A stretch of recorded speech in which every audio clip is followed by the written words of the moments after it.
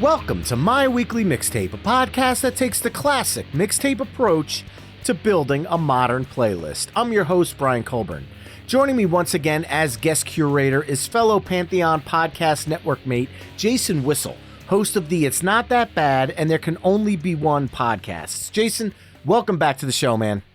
Oh, dude, thank you so much for bringing me back. This is my, fourth time now on the show, so I feel like I have a timeshare, so it's time for me to come back and visit.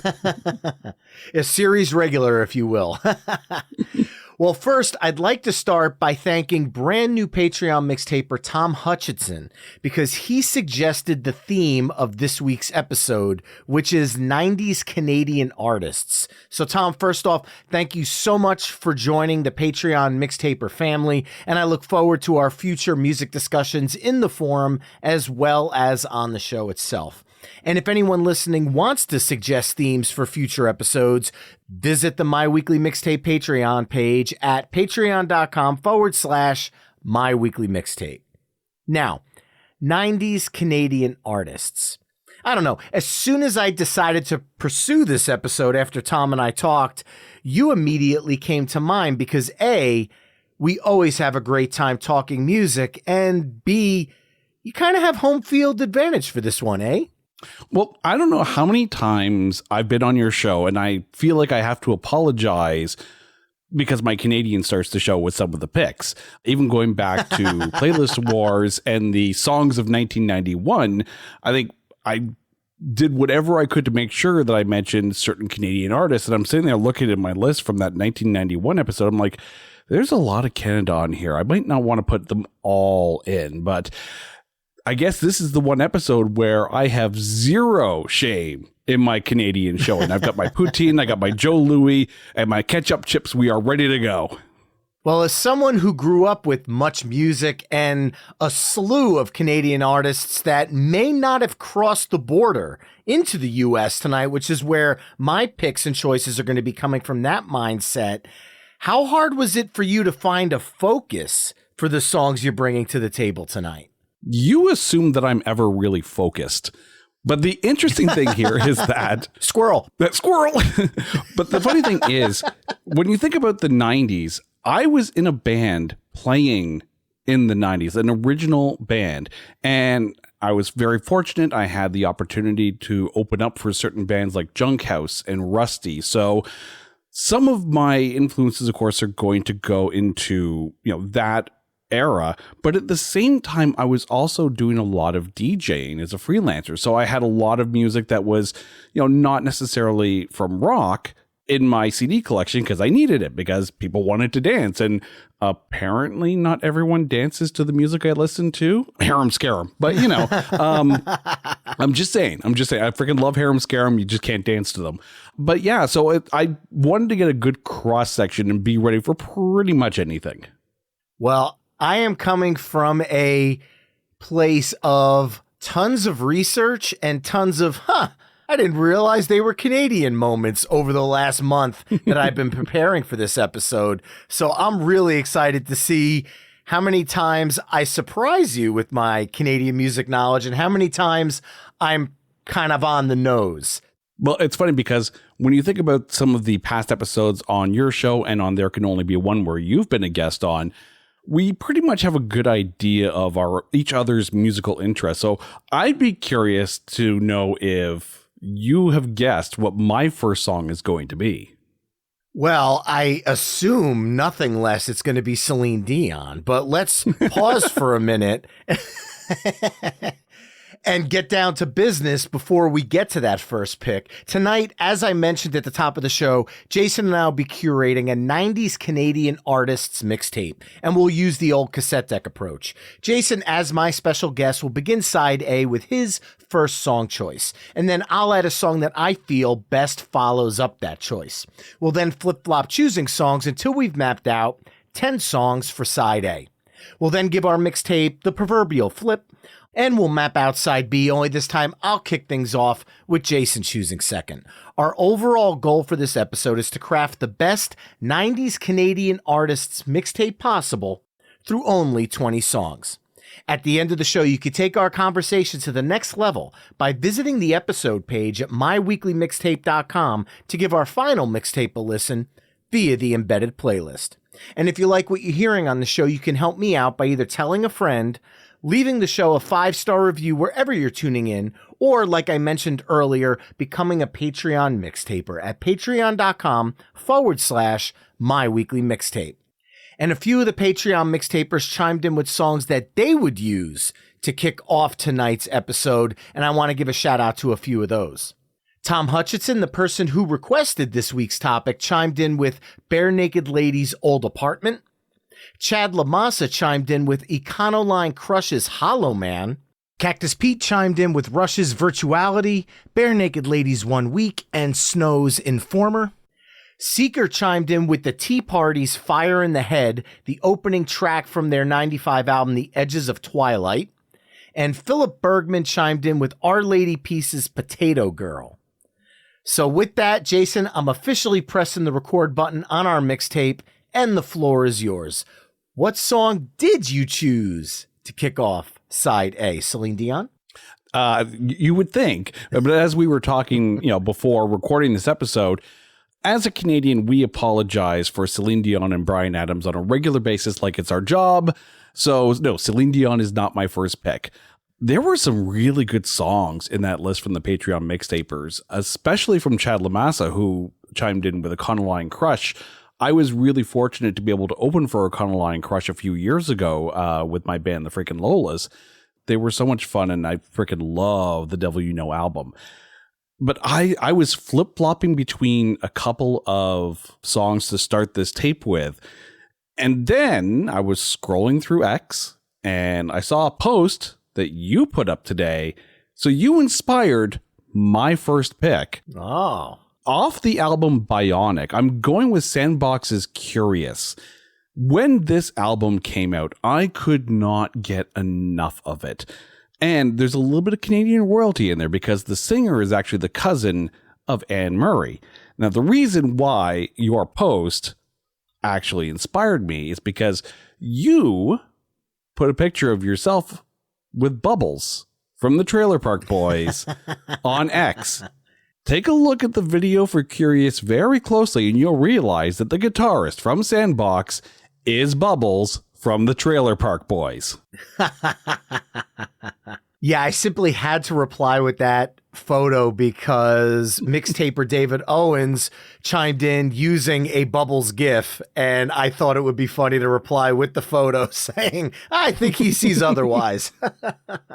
But Sandbox is a great band. They have that quintessential 90s indie power pop sound that kind of bleeds into alternative rock, but doesn't necessarily lean into it heavy. It was kind of a 95 to 99 type thing, where in the US you had bands like The Refreshments and New Radicals, you had Super Drag, Fountains of Wayne, all of these kind of power pop sounding bands. And Sandbox fit right in with that vibe, and I love that so much. That's a great pick to start this off.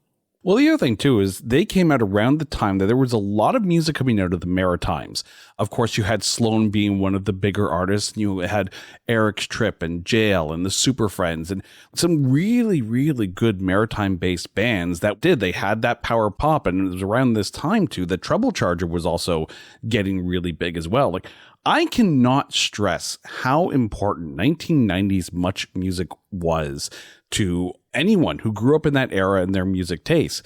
If you go on Spotify and you look up Big Shiny Tunes, that was the CD collection that Much Music would put out every year. And someone had made a playlist of all the Big Shiny Tunes tracks. And it was like, if you DJ'd, if you liked music, period, you had Big Shiny Tunes CDs in your collection.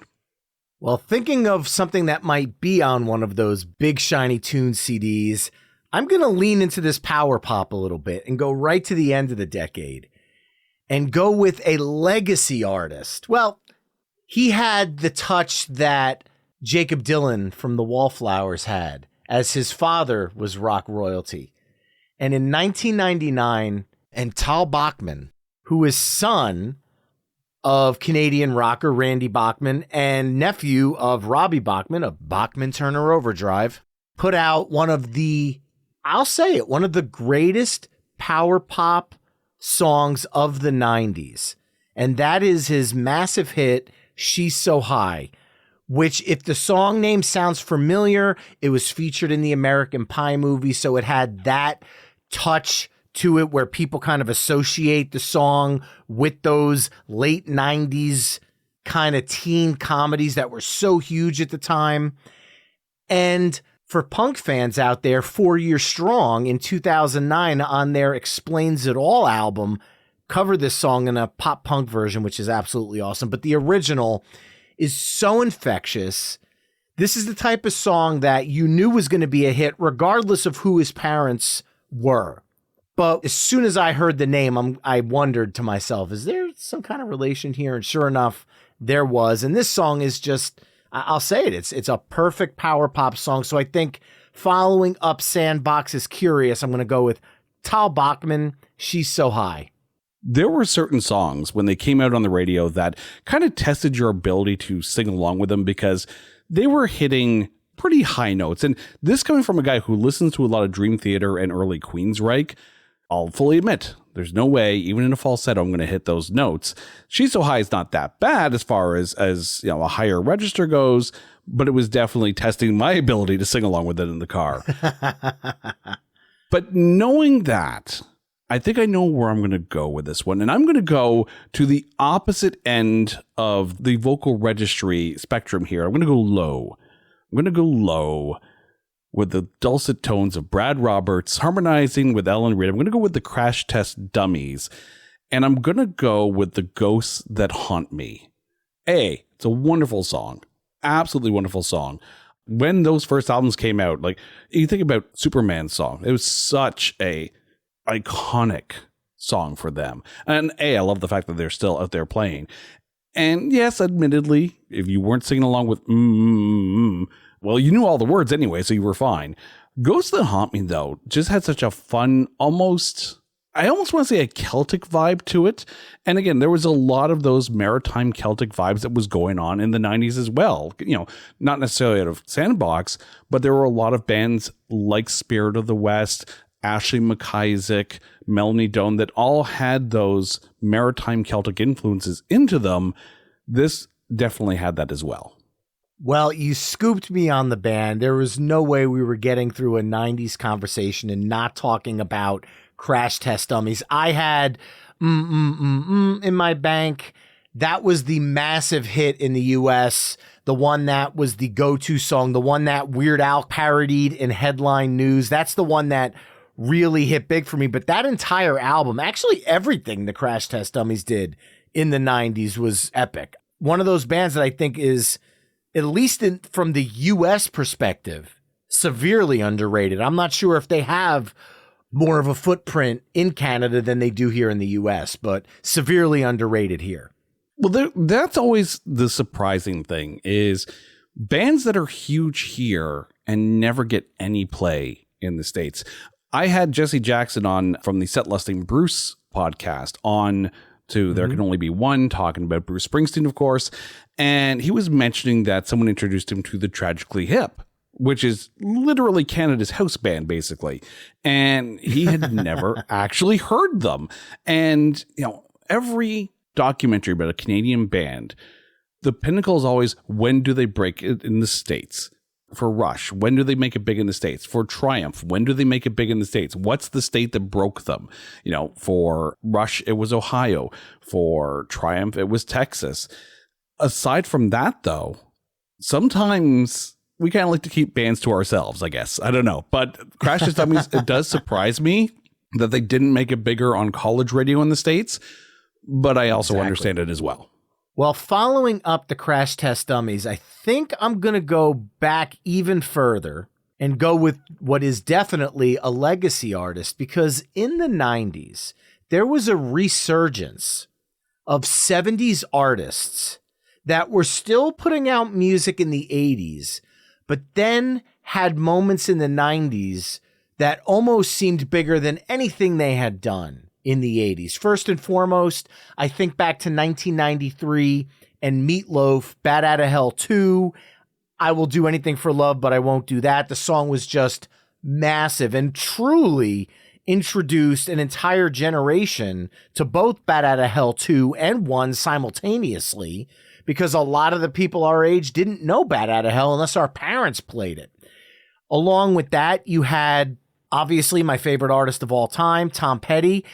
Full Moon Fever was the 80s, but he carried that into the 90s with the insanely successful Into the Great Wide Open, then his massive Greatest Hits album, followed by Wildflowers. Like, Tom Petty's 90s output's among some of the best he's ever done.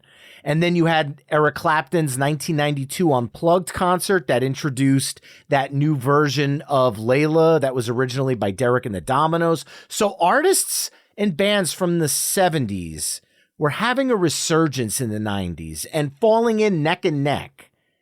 And this artist is definitely one that did it throughout the 90s, Canada's own Neil Young, who released insanely killer albums in the 90s between 1990's Ragged Glory, which contained the song Effin' Up, which is something that Pearl Jam took into their repertoire and have been using live for many, many years. And then speaking of Pearl Jam, you had 1995's Mirror Ball, which featured the band, and the Merkin Ball single. So you had that collaboration.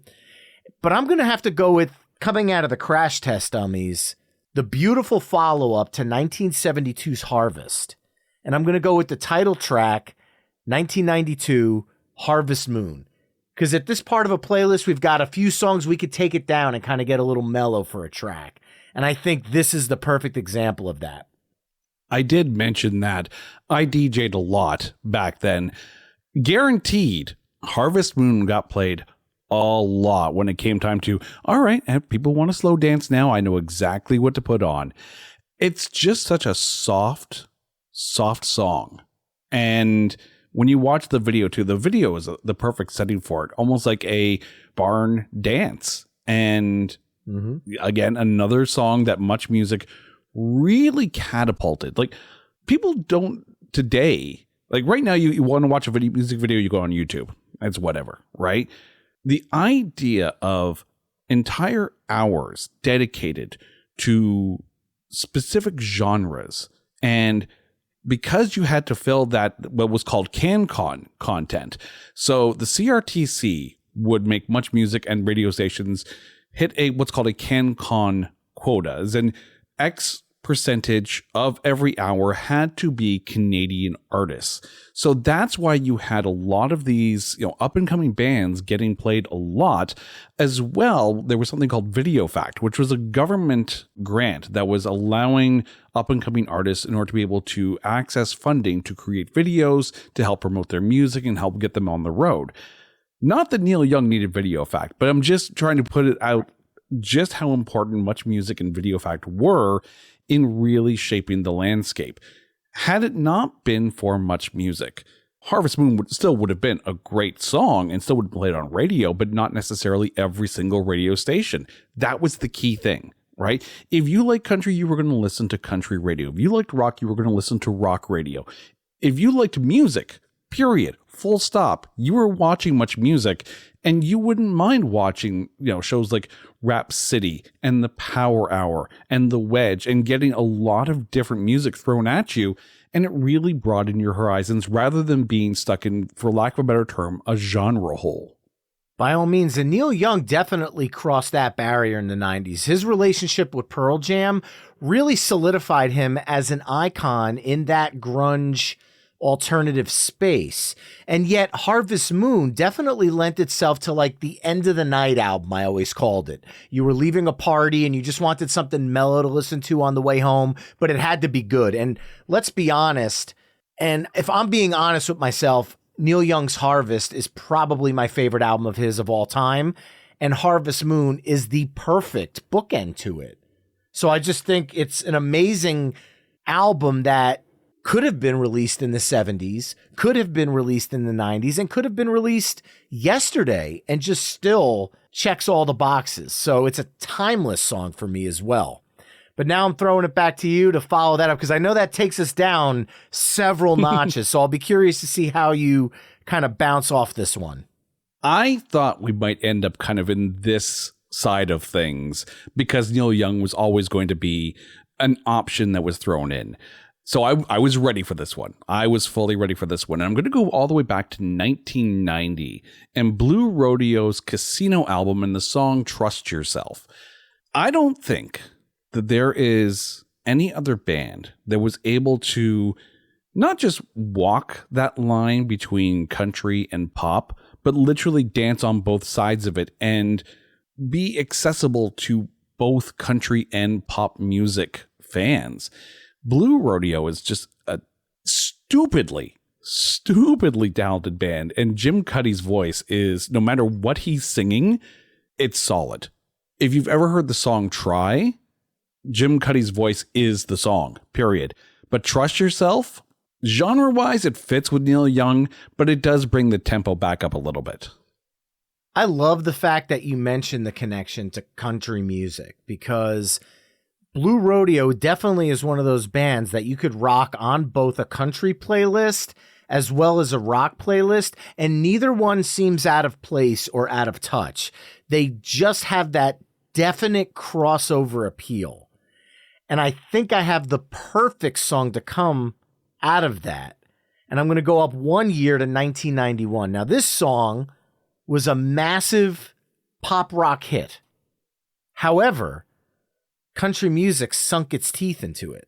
And in 1998, Chris Ledoux recorded a version for his One Road Man album. And then a few years later, Rascal Flatts brought it back and then some for the Cars soundtrack.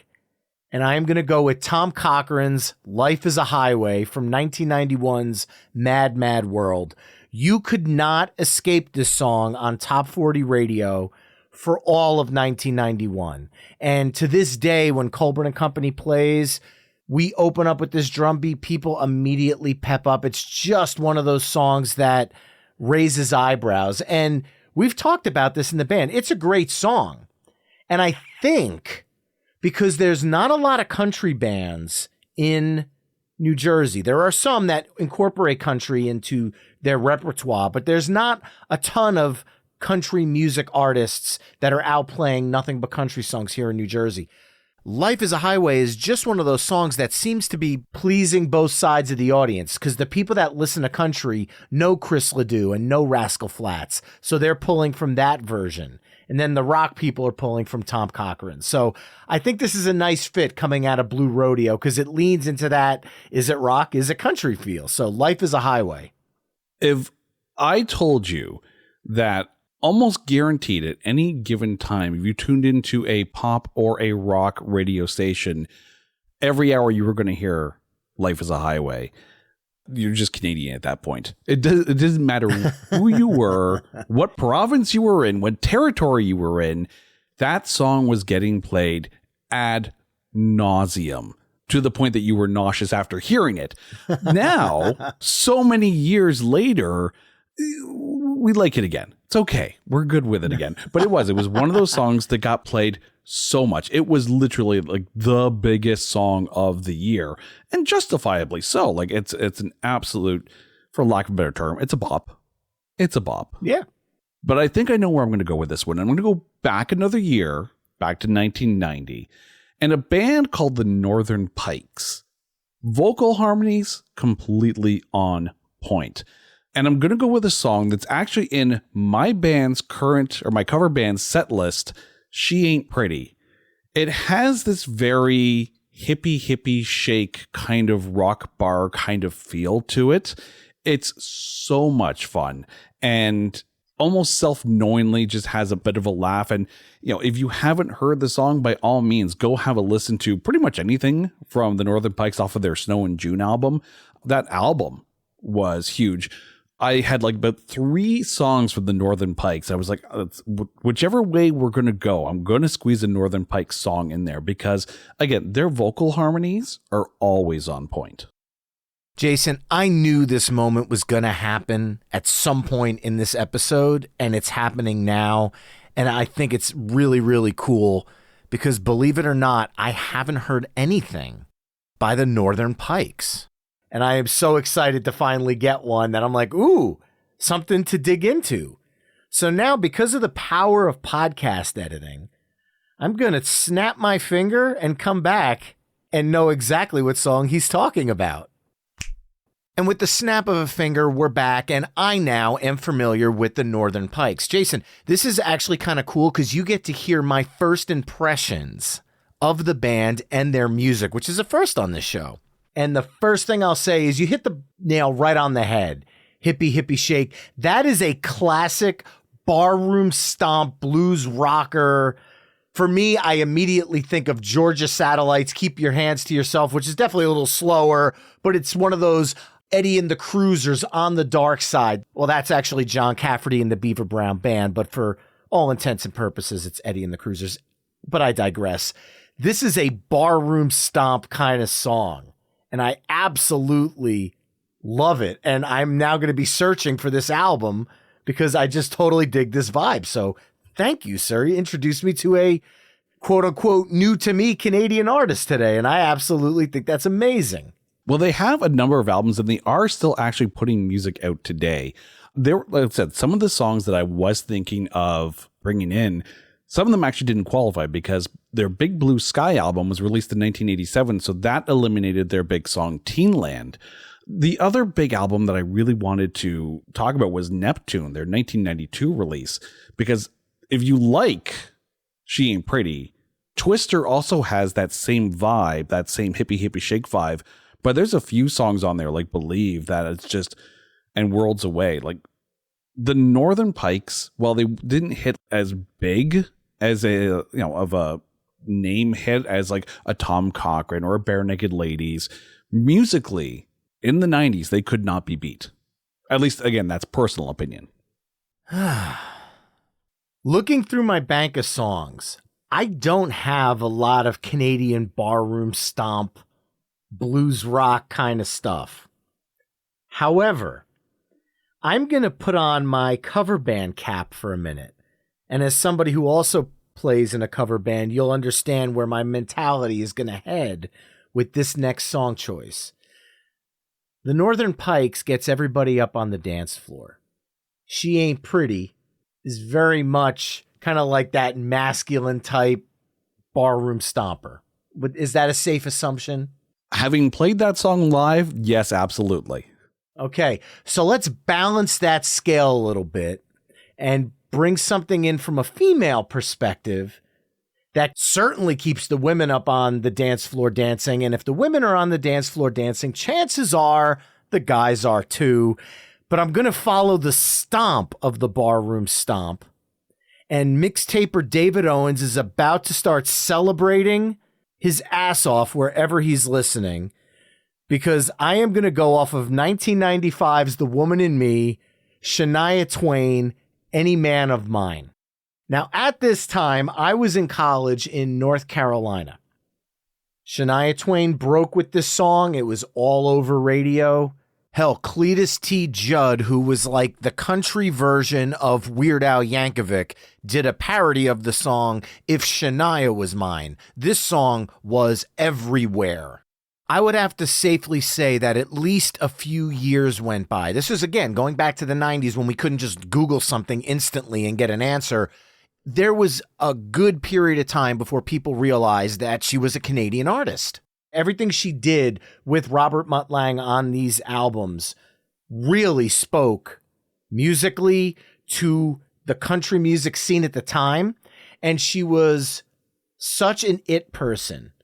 I'll go ahead and say it. Shania Twain was the Taylor Swift of the 90s, especially in the US. And I still feel like she holds on to a piece of that because she went from a country sound that you heard on Any Man of Mine and then slowly morphed it into stuff that was easily accessible on both pop and country radio. So I didn't think we'd get through tonight without talking about Shania Twain. I didn't know how I'd fit it in, but coming out of the Northern Pikes from a cover band perspective, Any Man of Mine.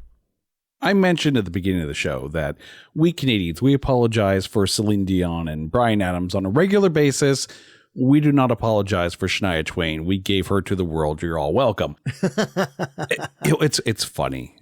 anytime, and you'll probably recognize this, anytime you go out and you play at a show and there's always someone who wants to hear a song that maybe you don't really know how to play, and you do your best, maybe in between sets, to try and quickly learn it and kind of hash out a version. We were playing in Kitchener, Ontario, and some guy came up to us and he's like, do you take requests? And we're like, well, if we know it, yeah, sure, maybe we can figure it out.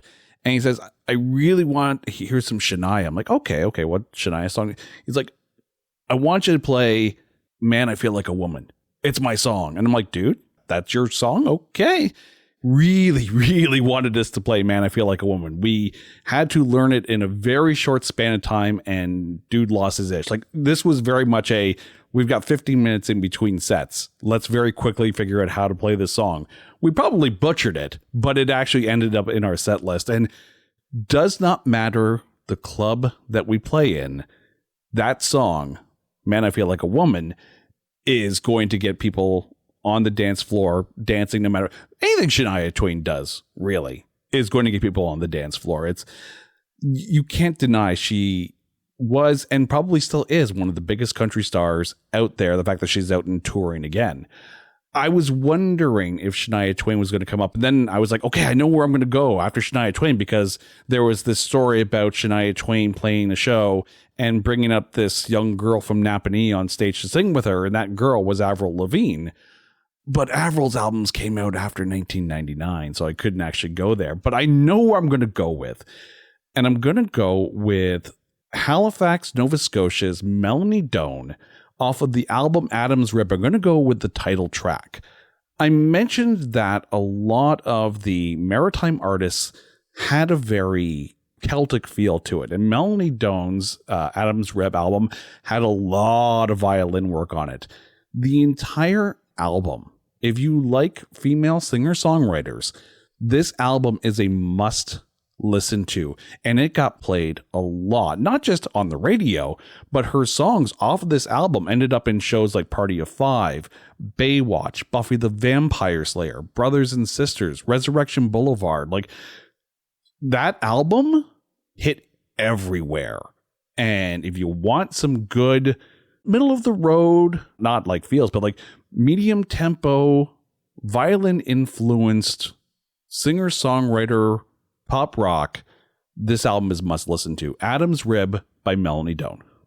What a great pick. I am familiar with her stuff from Party of Five, but Adam's Rib, this is kind of like, at the time now I'm thinking, this is kind of like Canada's answer to Sheryl Crow. Would that be a good comparison at the time where musically this was headed? Oh, absolutely. Absolutely. And the funny thing is, aside from being a phenomenal songwriter in her own right, her brother is also a drummer, Creighton Doan, and has done a lot of work with Harem Scarum, who, of course, I try and squeeze in every possible chance I get whenever I get to talk about music. Harem Scarum is one of those bands that, when we covered them on There Can Only Be One, I realized, holy crap, there's 15 albums of Harem Scarum, and just a wonderful collection of music if you're into that. But Melanie Doan stuff is also so good. And this album, I swear to God, I had it on repeat, like in my Discman as I was, commuting to and from work. It hit on whatever you like, there's a song for you on this album. And that is how I'm going to follow it up. We had Shania Twain, we have Melanie Doan, and I get to end side A.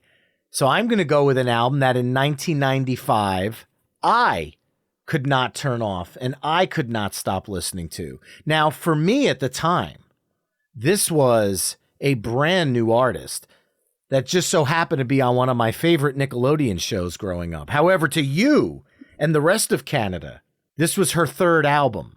But to the United States, Jagged Little Pill was the introduction to Alanis Morissette. And because it's the end of the side, I just want to go home and end the side with a banger that offsets Sandbox is Curious. So we'll go with You Ought to Know, the song that she closes every show with, the song that introduced this new version of Alanis Morissette to Canada and Alanis Morissette to the rest of the world. Obviously, I could pick anything off of Jagged Little Pill. My favorite song from this album is actually Mary Jane. I know that's a little bit of a deeper cut, but that one always hit with me. I saw the Jagged Little Pill tour in a facility in Raleigh, North Carolina with about 500 people. The band Loud Lucy opened up with Alanis Morissette. On drums for Alanis Morissette, Taylor Hawkins.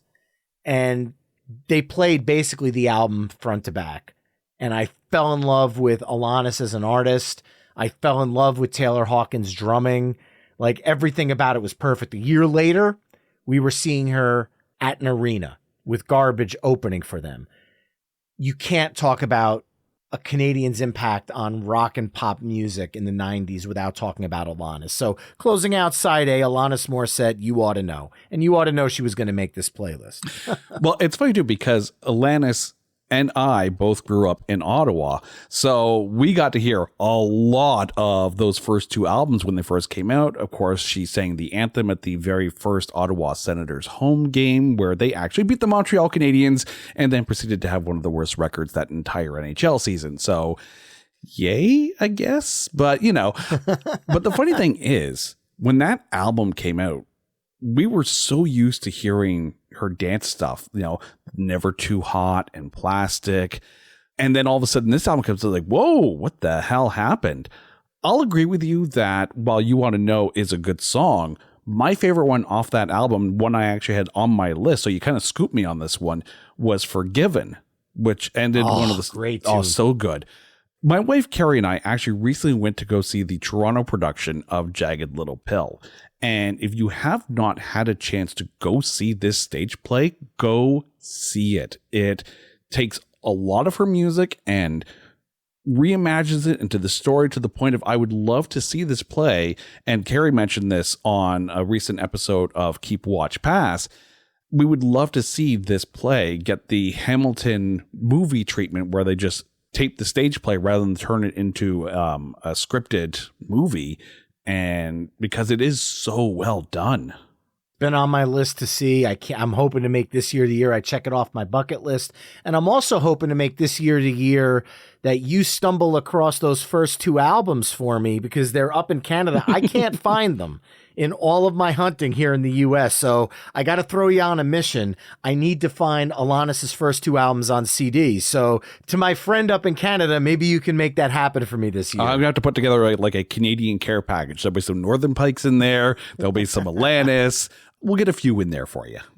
Rock and roll. And that, folks, closes up side A of our Ultimate 90s Canadian Artists mixtape, which kicked off with Sandbox's Curious, Tal Bachman, She's So High, Crash Test Dummies, The Ghosts That Haunt Me, Neil Young's Harvest Moon, Blue Rodeo's Trust Yourself, Tom Cochran's Life is a Highway, The Northern Pikes' She Ain't Pretty, Shania Twain's Any Man of Mine, Melanie Doan's Adam's Rib, and Alanis Morissette's You Oughta Know. Head over to myweeklymixtape.com to hear all the songs we've discussed in this mix through the playlist embedded on the episode page. Now, before we flip our proverbial mixtape over to side B, Jason, why don't you catch everybody up on what's been happening over at It's Not That Bad and There Can Only Be One, because you had mentioned something a little earlier about some new additions to your family of pods. Yeah, we are growing the shows. It feels exponentially at this point because we have two new shows that are kind of out there. On It's Not That Bad, on Mondays, you now get what's called Keep Watch Pass. And if you've ever played Mary Boff Kill, and I'll say it that way because, we don't want to hit the censor button, it's kind of the same theory. We'll take a topic and we'll pick three movies. One that you would keep, one that you would watch, and one that you would pass on. Obviously, you kind of get the idea of how that goes. But then over on There Can Only Be One, there's that new show that's coming every other week to fill the gap because it takes a while to go through some of these discographies and we have to fill in. You all deserve more than a show every 2 weeks. So now on the off week, you get a show called Spin, Shuffle, Skip. Same theory. One album, 3 songs. One that you would spin anytime. One that if it comes under in shuffle play, yeah, all for it. And one that you would actually hit the skip button on. Not necessarily that it's a bad song, but sometimes you do have to pick one. Sometimes you want to pick the whole album, but that depends on the album. But the nice thing about Spin, Shuffle, Skip is that it allows us to tackle artists that don't have the 5 album prerequisite that we use for There Can Only Be One, but it also allows us to talk about soundtracks as well. So there's going to be a lot of different artists that we're now going to be able to talk about that we weren't able to talk about before. And you know, Brian, that we're going to have to drag you on there for a few episodes. Well, I've already sent my list of like 25 or 50 albums over to you, and you know I've been wanting to talk the Interrupters for quite a while here. Oh, yes. So I can't wait to make that happen. Well, don't worry. We're going to get the calendar up. We're going to schedule that one in. That's going to happen. Amen. And now we're going to flip things over to side B, and I get to kick things off. And you know what? I'm a sucker for album opening tracks. And I know you and I both have this band in our list, along with Patreon mixtaper Cactus Pete, who also mentioned these guys. And I have to be the scooper on this one, because just a few weeks ago, episode 52, we did the Ultimate Rush playlist, and I get to go back to Rush. Of course, we're going to talk about Rush, but I'm going to go with the opening track from 1993's Counterparts, and I'm going to go with Animate, one of my favorite 90s Rush tunes. This album kind of came at a turning point for the band because music was changing at the time. This was in the 90s, and you were ushering out that 80s sound and ushering in this new grunge and alternative sound. And Rush has always been a band that was able to follow. Actually, I don't want to use the word follow. They were able to respond in a Rush way to where the music scene was headed. So in the 80s, when synth became more popular, they were able to evolve their sound to include that, but still remain distinctly Rush. And now in the 90s, when that was all getting stripped back, they were able to do the same, but not strip it back to the 70s sound, include where they came from throughout the 80s, and turn it into something that was once again distinctly Rush. And we talk about it more on episode 52, so if you're a Rush fanatic, I highly suggest checking that episode out. But man, there was no way we weren't talking about Rush. I knew it was happening. I apologize because I probably scooped your closer, but we got to get some Animate love in there. And, you know, it's kind of fitting because it's the opening track on side B of our playlist, and it's the opening track on Counterparts. I will say that you did scoop me on band, album, and song on that one, because Animate might actually be like, at some point there's going to be a Rush There Can Only Be One. And I will say that Animate is a very strong contender for my only one of their entire studio discography. That song, that album, that whole album. Animate's a great song. Admittedly, Nobody's Hero was the bigger single off of that one, with this wonderful video that was done in black and white by Matt Muhurin, who did a lot of work with Queensryche at the time, because that was around that Empire time as well. So the video had that very Another Rainy Night Without You kind of feel to it. So the fact that that song was getting a lot of airplay introduced a lot of us to the song Animate the minute we picked up that album. Coming off of Roll the Bones, too, it was there was for lack of a better term, there's a lot more hair on the balls on this album than there was on Roll the Bones. Oh, they stripped it down for Animate, and that's what I love about it. It's that guitar sound that people were missing from, I will say, all the way back as far as Moving Pictures. Oh, yeah. This was the goodbye to the synth era kind of feel, and definitely led into Vapor Trails afterwards very well. I know where I'm going to go with this, and I've been hoping that I get to say this band's name because I still have the mindset of a 13-year-old boy, and it makes me giggle. And I'm going to go with another opening track from the Rainbow Butt Monkeys. And if you don't know who the Rainbow Butt Monkeys are, they had one album out. The album was Letters from Chutney. Yep. But Rainbow Butt Monkeys, shortly thereafter, changed their name to Finger 11. So this is the very first ever Finger 11 album. The song is called As Far As I Can Spit. And this album, the fact that they were called the Rainbow Butt Monkeys may be one of the worst / best names ever in music history, but it's so good. And recently, as old as like 5 years ago or so ago, they reunited, quote unquote, as the Rainbow Butt Monkeys and performed this album at the Sound of Music Festival in Burlington, Ontario. So fans of Letters from Chutney, they got served, but I'm going to go with As Far As I Can Spit. Love it. One of the greatest. Honestly, I'll say it. I like the name better than Finger 11. And if you Google Rainbow Butt Monkeys right now, you're getting Finger 11 as your first search result. Like they're kind of synonymous. And I love the fact that you went with that and not one of the Finger 11 songs, because that's really kind of going back deeper into the band's history. And that is definitely a piece of the Canada side of the band that I discovered after discovering Finger 11 in the US. I can just imagine people calling up and trying to say with a straight face, yeah, can you play some Rainbow Butt Monkey? Again, brain of a 13-year-old boy, I apologize. Not at all. I love the pick. I love the song, and I know exactly what I'm going to do, because we are going to start side B with a trio of album opening songs. I have a feeling I'm scooping you again here, because we're leaning more rock. So this is where I start to think, ooh, I'm definitely probably picking songs that you probably have in your immediate hit list. And I want to give a shout out one more time to Patreon mixtaper Philip Bergman. He chimed in with Potato Girl, but I am going to go with Our Lady Peace's album opening track from Clumsy, the killer, Superman's Dead. This song, the first time I heard it, I said, this rocks like no other. And there was this groove to it that almost echoed Lakini's Juice by Live. There was this kind of swagger and groove to the song that was both heavy and you bobbed your head to it. And I had a chance to see Our Lady Peace, Oleander, and Creed the night before Human Clay was released at Irving Plaza in New York City. And when they played Superman's Dead, they tore the roof off of Irving Plaza. I absolutely love this track. So following up the Rainbow Butt Monkeys, can't believe I said that, Our Lady Peace, Superman's Dead. Talk about songs when you sing along in your car, like we did with She's So High. Oh, you know. The stuff he's doing with the ow, ooh, like that's not easy to hit, but it's so amazing. Love this track so much. And right now, every Canadian is sitting there going, why?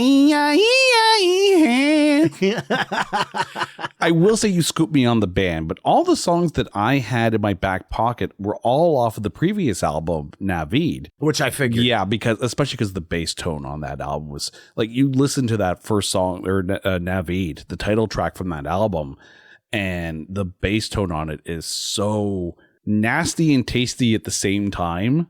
So completely agree that OLP needed to be on the list. But the question is, where do I go from there? You know what? I'm going to stick with the bass tone idea, even though Superman's Dead isn't exactly the bass tone song for them. But you're going to get a twofer on this one. The song is called Earth, Sky, and Sea from the phenomenal band I, Mother Earth. But here's where the twofer comes in, because doing a little bit of the guitar work on this song is Mr. Alex Lifeson from Rush. This song, as a bassist, you're going to completely geek out on this, because there's a ton of slap bass on this. There's a phenomenal breakdown in the middle of the song. It closes the Scenery and Fish album. And this was actually the last album before Edwin went off to do his solo career, and they had to change singers. Now Edwin's back with I, Mother Earth, so we're all good there. Things are back to normal. Earth, Sky, and Sea, I think, is my favorite song from their entire discography. I think you and I are on the exact same page there. It is my favorite song from them. As soon as you said the song name, I'm like, we're going with some Alex Lifeson here. All right. I love it. Fantastic song coming out of Our Lady Peace. I love the, dare I call it, almost tribal-like opening to the song before the funky rhythm kind of kicks in. It really kind of eases you into this track. And this is a longer track. This is 7 minutes. This has got a lot to digest, but it's all so damn good. The challenge here lies in the fact that this is an album closing track, and it's pretty friggin' epic. It's kind of hard to pivot off of, but I'm going to do my best and try to pivot us a little bit, because this kind of, we got that little prog kind of tinge going through here a little bit, but we haven't brought any female artists onto this side. And I feel like we need to do that. The one thing's for certain with I Mother Earth, there's an energy to this song that's undeniable. And I think that's what I'm going to tap into for the song I'm heading to next. So I'm going to kind of lean a little bit towards the latter half of the decade and go back to 1998. And I would call this artist Canada's answer to Garbage and Republica. And I'm going to go with Biff Naked and Spaceman from Ibificus. To me, that was such a essential sound of the 90s. This rock fused with a little bit of dance, fused with a little bit of punk thrown in for good measure. And it created this sound that was very much a moment of the 90s. And to me, listening to Garbage's I'm Only Happy When It Rains, into Republica's Ready to Go, into Biff Naked Spaceman, just works as a vibe. So I know it's a little bit of a pivot here musically, but the energy is what I'm going for here, and that simply can't be denied. Spaceman from Biff Naked. Oh, I mean, Biff Naked, just cool as hell. Absolutely cool as hell. And that album, like, Lucky Ones off that album is such a phenomenal ballad. And then, of course, doing her song, I Love Myself Today, shortly after that. Again, phenomenal. Holy crap, where do I go from there? I think I know where I want to go from there. Oh, no, I know exactly where I'm going to go from there. Maybe you haven't heard this artist yet, but we're going to stay in the female rock genre, and I'm going to go with Holly McNarland off of her 1997 album, Stuff. And I'm going to go with Numb, the lead track off of this one. It was a harder, not necessarily hard as far as like metal goes, but a harder, rawer kind of rock singer-songwriter kind of feel. She's been compared to Alanis Morissette and Fiona Apple as well around that time. So if you're looking for another good, and this is her debut album, and it blew everyone away. At least her debut major label album. I should point that out. This is definitely one of those artists that I wonder how, in a world where the Cranberries were so massive, she did not gain as much appeal in the US, because that is definitely more an artist that I feel like stayed in the Canada space more than actually making the jump into the US. Oh, I mean, that album, that Stuff album, had a lot of not necessarily like linger Cranberries kind of feel, but songs like Salvation and Zombie. That was the kind of feel you were getting off of this album. It was raw, it was in your face, and you couldn't escape just how good that album was. And what I'm going to do is I'm going to lean into an artist following up Holly McNarland and Biff Naked. We're going to do another trio of the ladies on side B as well. And I'm going to go with a song that, depending on where you were, you discovered at different times. Nope, if you were from Canada, you discovered this song in 1993 on one album. And if you're in the US, you discovered it in 1994 on another. And that song is called I Would Die For You. The artist is Jan Arden. And in 1993, it was released on her Time for Mercy album. However, 1994's Living in June was how I discovered the track, because it was a bonus track on the international version of the release, meaning in the US. I Would Die For You is not on Canada's version of Living Under June, as it was a hit a year earlier from Time for Mercy. But when they were making a push with Jan Arden and Insensitive in the US, they included this song on Living Under June. And to me, it's just a gorgeous, beautiful 90s acoustic tune. It's very dreamy. It's very sweet. It's delicate. It's just a beautiful track. And I felt like we had that with Harvest Moon on side A. So I kind of wanted to give us that moment here on side B as well with Jan Arden's I Would Die For You. Jan Arden is one of those stupidly talented singers. And now she's transitioned into more of a TV career. as opposed to the singing career. But yes, when she was out there, when you think about some of the artists that are out around that time, artists like Holly Cole and Norah Jones, Jan Arden really kind of fit into that era of singer-songwriter. I know exactly where I'm going to go with this. And it's right in your wheelhouse because it's a cover song. All right. One of the biggest female Canadian artists in the 90s is also the person that helped put together the Lilith Fair, and that's Sarah McLachlan. So off of her 1996 EP, Rarities, B-Sides, and other stuff, I'm going to go with her cover of Ecstasy's Dear God. It was so good. Now, honestly, anyone who's got this album is going to sit there and say, oh, that's the one with I Will Remember You, because we've all heard I Will Remember You. But it's her cover of Dear God that really sold this album for me. And yes, there's a remix of Possession on there. Yes, there's a remix of Into the Fire and some of her bigger songs from previous albums. But this cover, better than I Will Remember You. Maybe it's because it's overplayed, but I'm all for it. Man, 4 female tracks in a row, and they're all incredible. And you hit me with the cover. I absolutely love it. But I feel like Jan Arden and Sarah McLachlan's Dear God kind of bring the vibe down a little bit, and we've only got 2 songs left. So we need that cover band moment of we're nearing the end of the night. Let's get everybody up and back out on the dance floor immediately. And I think I can do that in 9 words.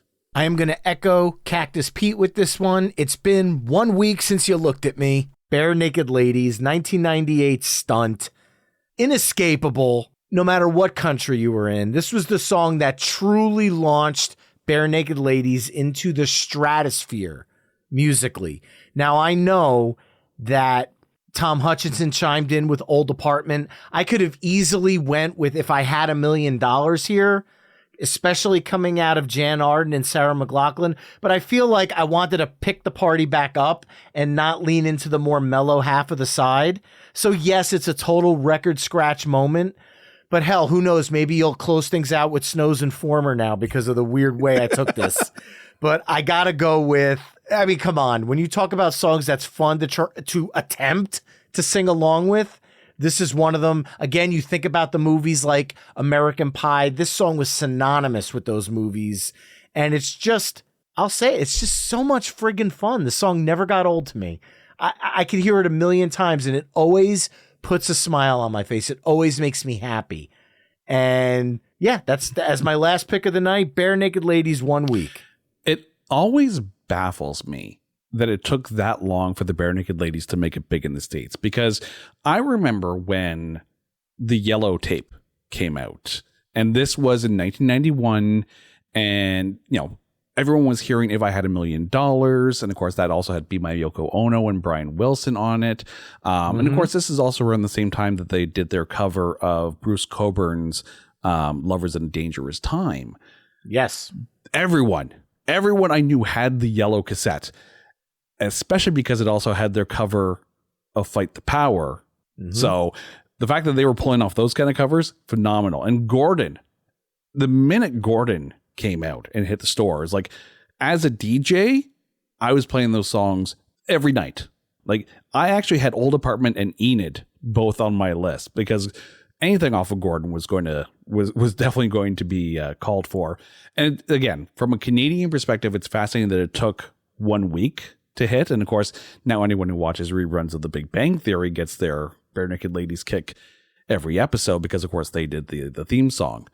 I'll say this. Bare Naked Ladies was a college radio staple up until 1 week. 1 week is the song that put them into the mainstream overnight in the U.S.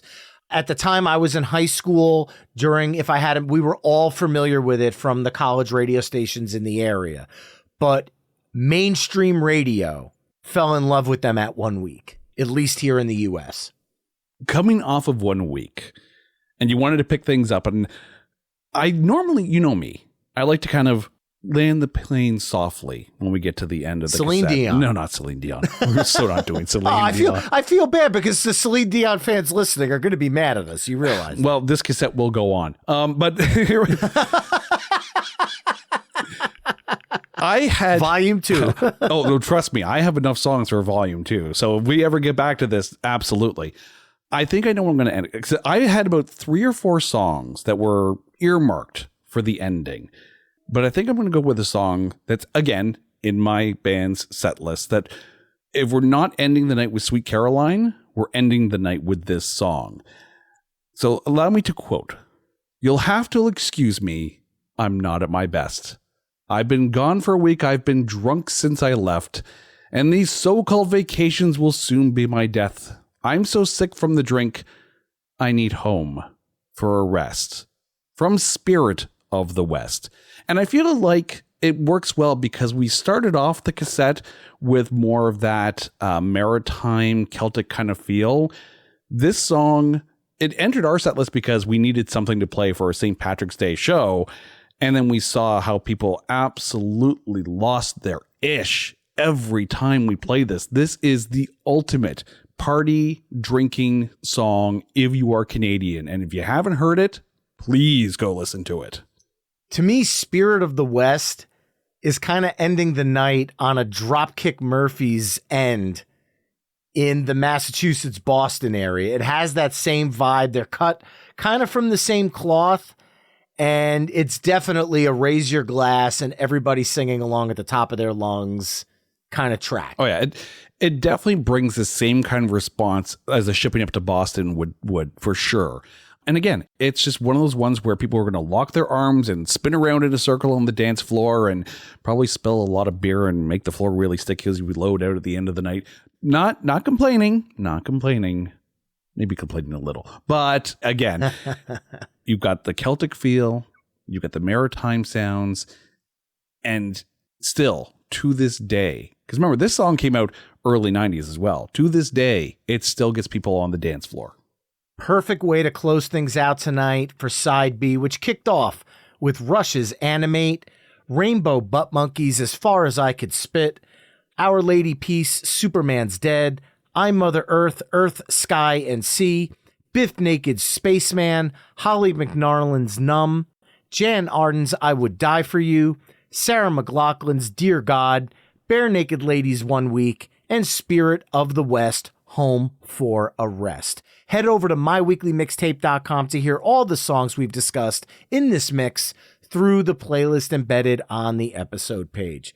Jason, once again, it's always a pleasure having you on. Why don't you remind listeners where they can connect with you and check out It's Not That Bad and There Can Only Be One? Well, Brian, thank you again so much. And thank you to the Patreon mixtapers that chimed in with their songs and for suggesting this because you got a Canadian up here who likes to talk about Canadian music. So that's okay.